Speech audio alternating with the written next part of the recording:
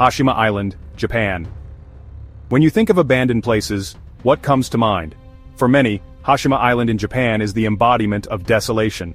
Known as Battleship Island because of its resemblance to a warship, this once thriving coal mining island tells a story of rapid industrialization and its abrupt collapse.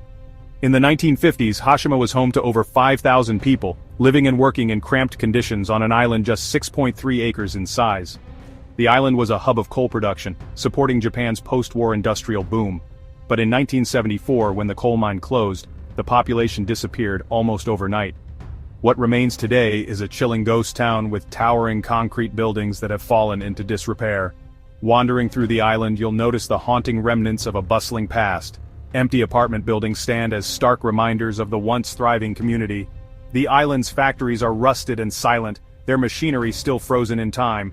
But what makes Hashima particularly eerie is the way nature has slowly started to reclaim the island. Plants grow through the cracks in the concrete, and the relentless sea air is eroding the once immaculate structures.